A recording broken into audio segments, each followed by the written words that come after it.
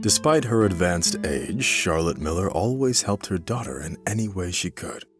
In turn, Rebecca was used to the fact that there was always someone to take care of her. She often borrowed money from her mother, who saved it for a rainy day. Each time, Rebecca found reasons to justify her excessive spending and growing appetites. "Mom, I need to pay for rent, and Kevin has started school." "Yes, I know, my dear. Don't worry about me. I can afford to help you and my grandson," Charlotte Miller always responded. Deep down, the elderly woman understood that her daughter's expenses significantly exceeded her income, which meant that she would never have any savings.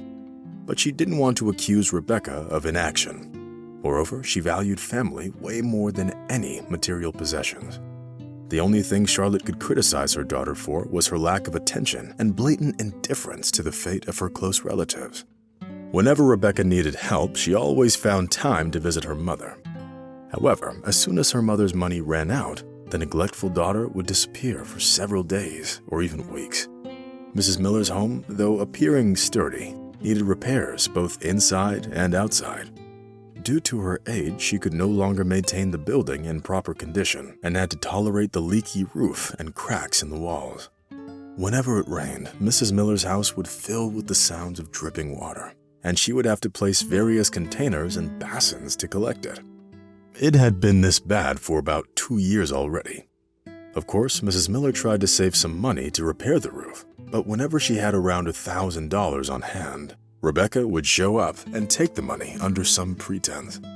No, she didn't take the money literally, she borrowed it, always coming up with some plausible reason. "Don't worry, Mom, we'll get the money somehow. Once I get a new job, everything will be much better," Rebecca would say. In reality, the situation with the roof remained unchanged and actually got worse with each new rain, which caused great discomfort to the elderly woman. Sometimes Charlotte Miller would get tired of being confined within 4 walls and would go outside to sit on a bench and bask in the sun.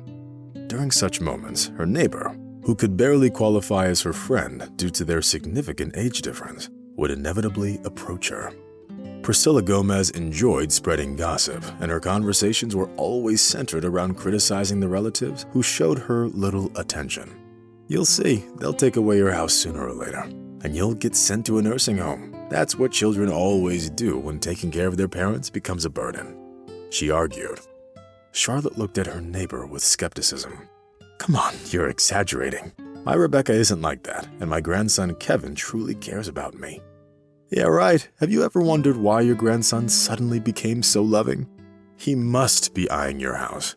Mark my words, my friend," Priscilla replied. Charlotte thought about it. Her friend's words made some sense, but the woman didn't want to admit it.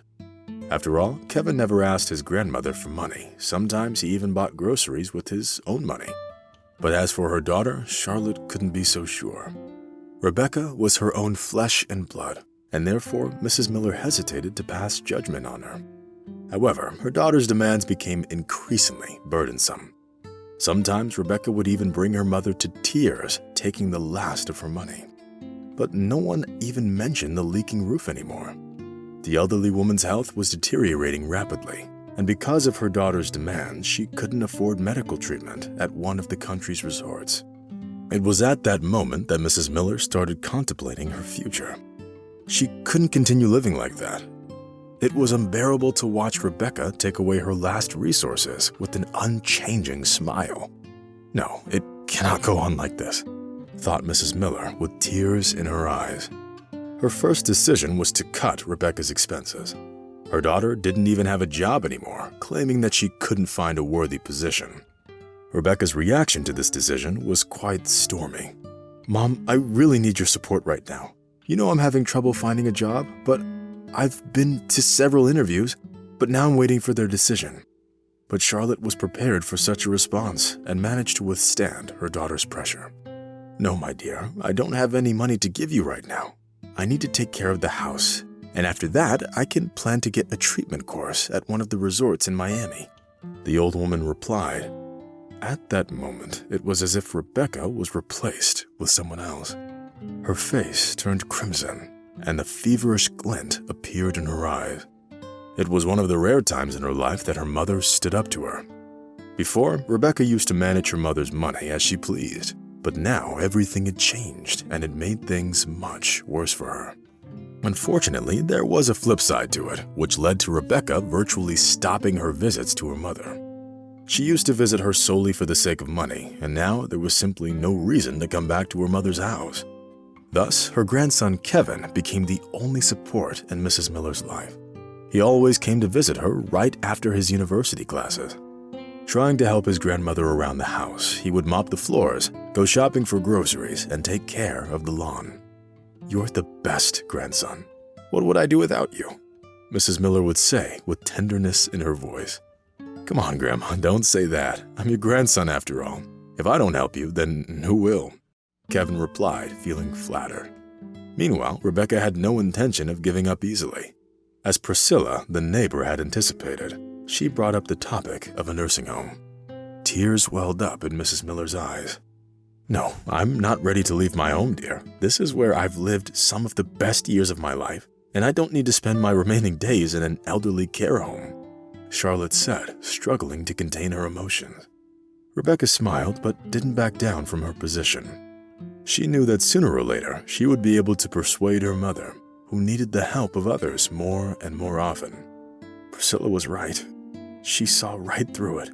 Apparently, all kids are the same. At some point, all they think about is getting their hands on their parents' home, Charlotte Miller thought sadly.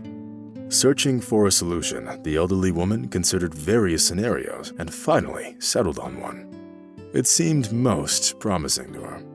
However, to make it work, she needed the assistance of a lawyer, whom she had to ask to come to her home.